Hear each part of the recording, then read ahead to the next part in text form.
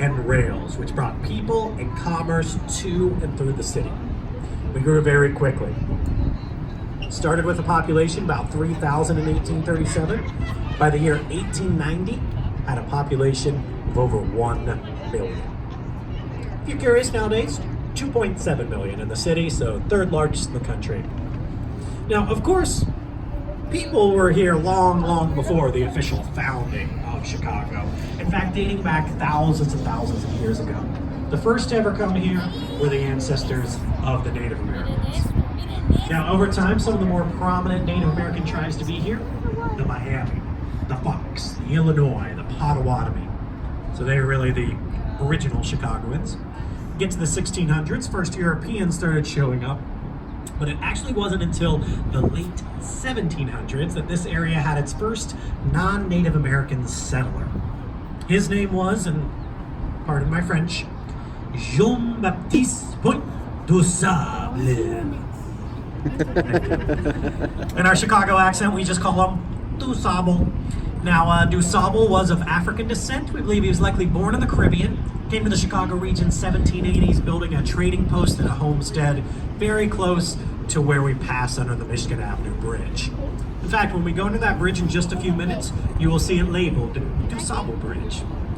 We honor him in a variety of ways, the bridge, the Museum of African American History, because he is essentially the father of Chicago. By the way, the name Chicago, that comes from a Native American word. We believe it's in reference to these wild onions that used to grow around the river. These onions had a very strong odor to them. Chicago loosely translates to land of the strong, stinky onion. Chicago pride. All right, folks. In front of us, we have the first bridge of the tour. We'll be passing underneath over 20 bridges today. They are all movable. Most of them are what's called trunnion bascule style. Bascule is French for teeter-totter. So with this style, typically they split in the middle, big heavy counterweights on either end. They go up in less than a minute with the assistance of rail. Essentially, use it once a year or lose it. So the bridge goes down and essentially a flatbed truck outfitted to run on train tracks goes across. Now this pinkish building here to the left, oldest building on the tour. It's originally from 1898. Wow. Now that started as a warehouse, eventually a cold storage warehouse. In the 1980s, turned into Fulton House, a residential building. That was not easy. The building had to be defrosted. It took about 3 months for that.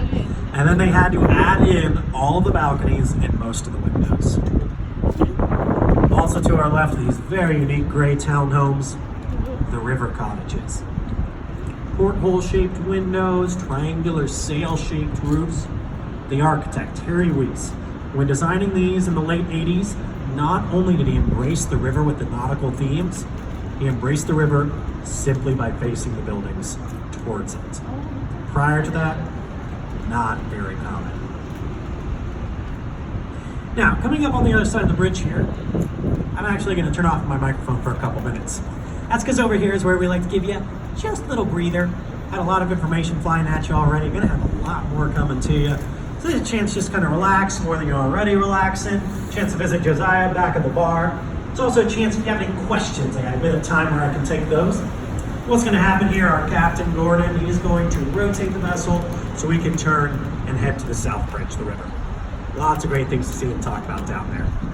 But for now, sit back and enjoy, let's call it the peaceful part of the ride. Unless you have questions, just raise your hand or yell, "Hey Jake." I respond to either for the next few minutes.